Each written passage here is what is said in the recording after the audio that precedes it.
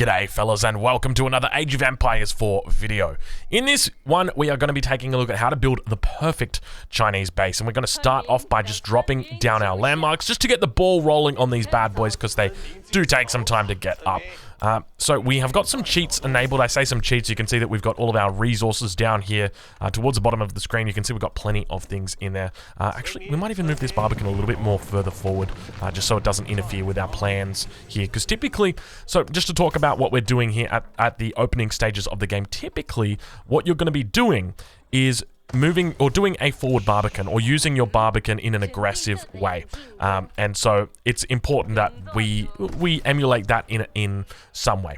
When it comes to placement of your first landmark, your Imperial Academy, it's always going to be sitting down behind your town center, exactly like this.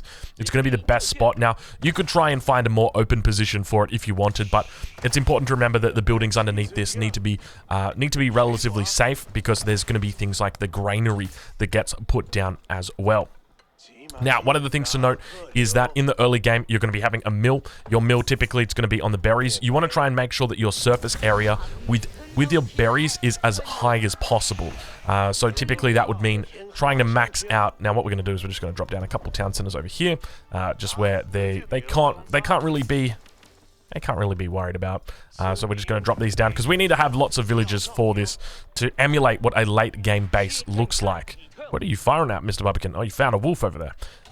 So that's what we're looking to do. So you're going to be starting off with a base that looks similar to this. You've got your mill down on the berries. As I mentioned, you want to get as much surface area as you can on this. So you can see that the way that we've put this mill down, we've made it so that it's got surface area with 3 berries. We could put it here, but it's only got surface area with 2. You could put it up in this position as well, but then, you know, ideally you want it close to the town center. There are some players who look to actually put it on the wood line, because that way it's closer to the town center, but it's not so important to have it on the wood line anymore. I don't think it really plays that important of a role. Now, speaking of wood line, you will obviously be looking to take the wood line at early stages of the game, so make sure you do that. But we are going to be talking about now sort of how the Chinese base really... Yeah, what are you guys doing? Get to building, fellas. These guys are down over here chopping trees. No, fellas, it is all building that you guys are doing.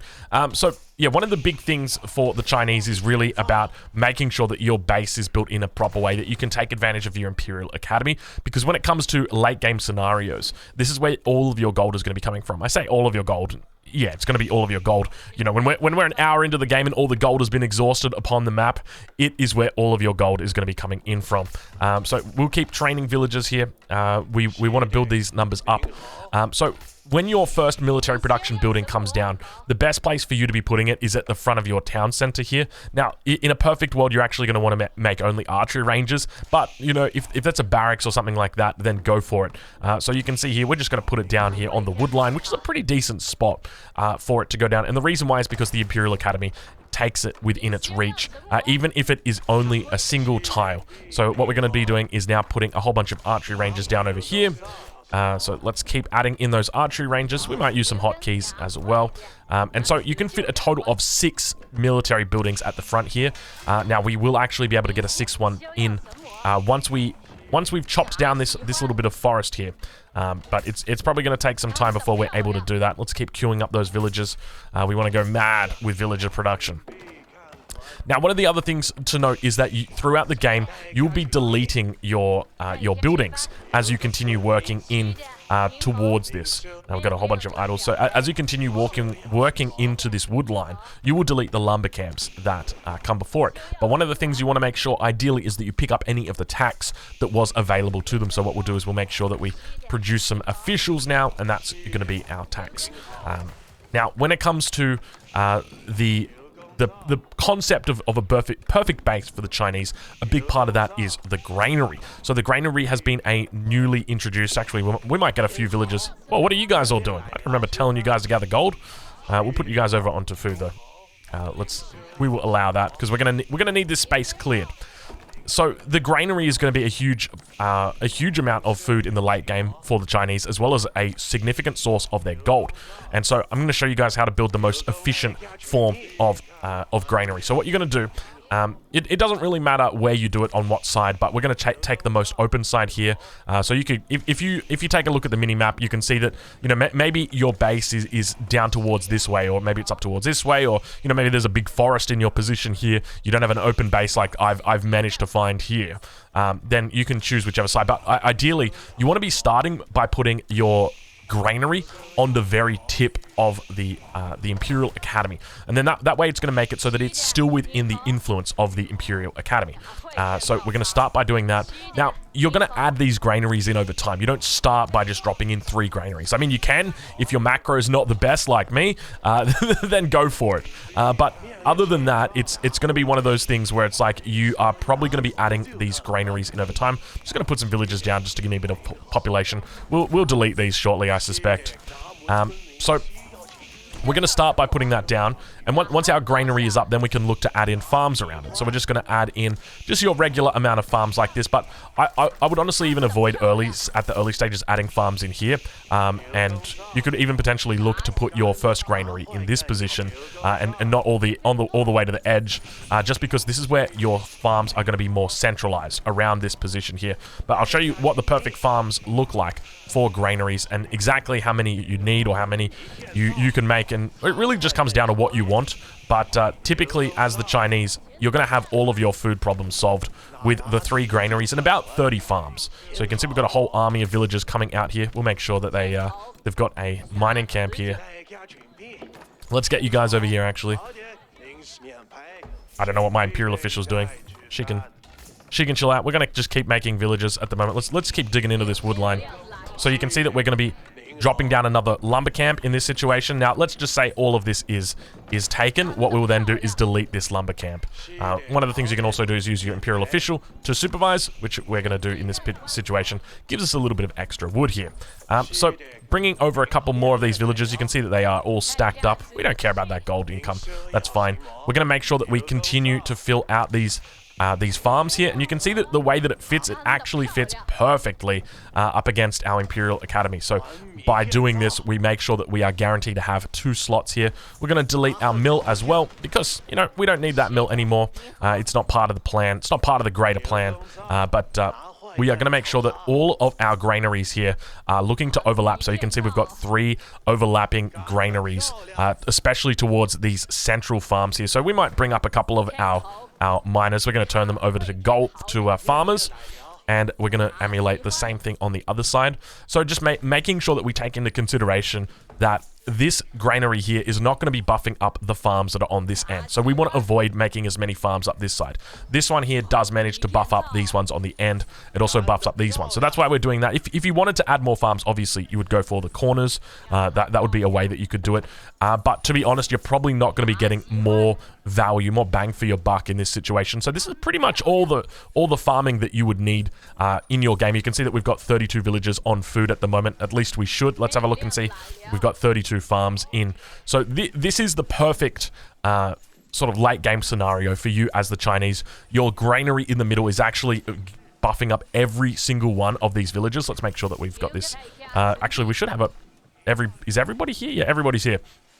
So one of the things that you can do if you really want to get nitpicky is you can put a mill down on the corner of each of them, and it's going to stop a little bit of the drop in for 2 of the farms at least. So you can look to do that, and then if you wanted to add additional farms around that, then you can also do that. But honestly, you'd probably be better off if you were going to add the farms in right here, just like that, and then add your mill in the middle, something like that, and then that would be the best way for you to add more in if you needed more fish or more food economy.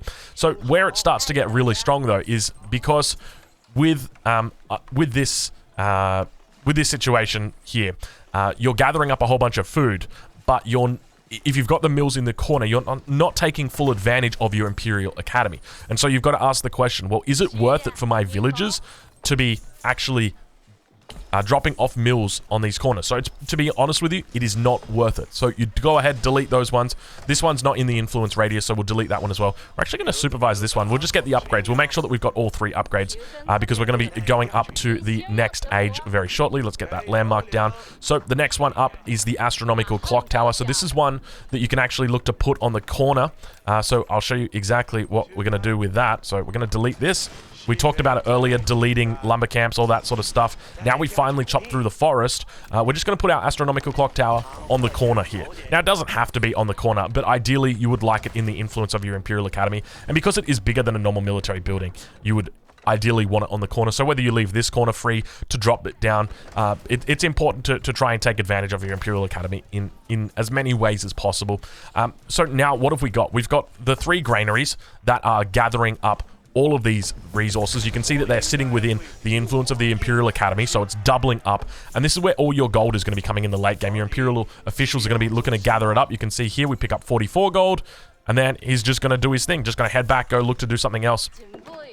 So now we are going to... Are we supervising that? I think we are supervising that. So we are Gucci. We might as well delete this because, you know what? We don't need these. We don't need these farms right now. But those villagers probably have to find something else to do. There they are right now. Let's make sure that we fix up all of our idols. You know me. I love to fix up idols. So now you've reached this point in the game where you're playing as the Chinese. You're entering into the mid-game or the late game, but you know what a Chinese base looks like or what it should look like now. You might need to add in more production. So how do you go about doing that? Well, that's very easy. You would just go and say, okay, well, I'm going to add in my stables behind like this. So that is the way that I do it. I'm going to delete these 2 villages just to show you guys, you know, what the perfect base would look like. Let's get rid of those villages. And now let's begin to focus on this position up towards the back here. So let's add stables over here. We'll get rid of this mill as well. Actually, this mill is researching wheelbarrow. You know what? We don't need wheelbarrow. That's fine. We'll just delete it. So we're just going to drop down more stables. You can see that this one fits snugly within this position here. And then adding more stables in on this corner here. And now we might go ahead and add barracks on this side. And you can see that we're running into not enough space here, and that is perfectly fine. That is a normal part of this. Yeah, we have run out of space over on that side. So all of these buildings are going to be within the influence here of the Imperial Academy. And now you're thinking about going to the Imperial Age. Where do you place your landmark? Well, that is a great question. I'm glad that you asked it. You're going to be going for the Spirit Way, and you're going to be placing it right in front of your archery ranges. And the reason why you're placing it in front of your archery ranges is because the Spirit Way reduces the cost of your dynasty units. So let's say you make it to the late game and you want to make Grenadiers. Let's say you want to make Chokunu. Well, congratulations. Now you've got the Spirit Way that's going to be reducing the cost of those down. So we can see here it sits at 20, 30, 30 right now, but that cost is going to be reduced significantly by the Spirit Way. And the Chokunu is actually quite a damn good unit in the late game. These guys pack a huge punch, and their cost is going to be reduced down from 20, 30, 30 down to 14, 21, 21. And then so what you would go ahead and do from that is you would then look to add more archery ranges around the Spirit Way. Just like that, and look at that beautiful timing right there coming through. We'll delete this the mining camp here.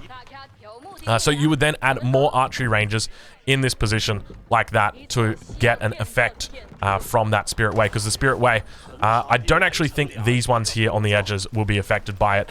The best way, if you're going to do it, is to do 2 by 2 by 2 by 2. But so it's not perfect. We'll say that much. It's not perfect. So this one here is affected. This one is affected. This one is affected. This one is affected. Actually, are all of these affected? This one, oh my god, that one's affected? You wouldn't think that one's affected, but it is. So all of these are going to be buffed up. That's impressive. I'm impressed. Okay, this one surely isn't. Okay, yeah, this one's not. So even if it's just touching a little bit of the circle, it seems so this one should be in. But there you go. Couldn't we get one over here? Let's have a look. Let's see if this archery range... This one should probably be affected as well. Oh, it's not. Okay, these ones just not in. So there you go. So when it comes to, you know, placing the archery ranges down here, you can see which ones matter and which ones don't. But all of these archery ranges here are getting buffed up by the Spirit Way. So we have got 10 archery ranges that are all pumping out reduced cost Choku Nu. And that's kind of massive when you think about it. Like, it's a 30% reduction. It's the equivalent of what the French get with their castles. So it's massive. It means that you are able to make a whole lot more units than what you should be on your late game economy. And now we're just going to move these guys on to the next position. But that's essentially what the Chinese base should look like in the late game. Now, we haven't talked about walls yet. Typically, when you're walling up as the Chinese, you would try and look to wall between tree lines and the edge of the map. So in this situation here, you'd probably just want to make a palisade wall across like that. That would be how your wall, that is how it would look in the late game. I mean, you can always swap those guys out for stone walls as well. But they are the primary landmarks, and that is the primary way that you would make a Chinese base, a beautiful Chinese base, a delicious, a succulent Chinese base for all you memers out there who know what I'm talking about. But yeah, that is it. It guarantees that you're always going to have this amazing food economy in the late game. Let's move all of our villagers off food so you can see them. It says we've got 31 in here. Where's our 31st? I see 32. Oh, there it is. There, never mind. There we go. We're all sorted out. But there you go. That is essentially it. The Chinese base. So if you want to make anything from your stable, you're going to be able to do it here. We've got your stables here that aren't taking advantage of the Spirit Way, because even though you've got access to the Fire Lancer, it's probably not going to be something that you're making a huge amount of. Your barracks don't actually have any dynasty units in them, so there's no point in putting them at the front here, just simply because the Spirit Way only discounts your dynasty units. Obviously, the Siege Workshop doesn't do it, doesn't have any dynasty units either, but the archery ranges do actually have 2, so you want to keep them at the front because you've got both the Choku Nu as well as the Grenadier. But that is essentially it, fellas. You can see we are going to finish this game maxed out with a beautiful economy here. I hope you guys have enjoyed this look at the Chinese base building theory, and let me know what your thoughts are. Have I missed something? Is there a part of this base building that I haven't done properly? I guess the last thing that we could probably mention is the village. Ideally, you just want to be putting down your villages where you've got villages.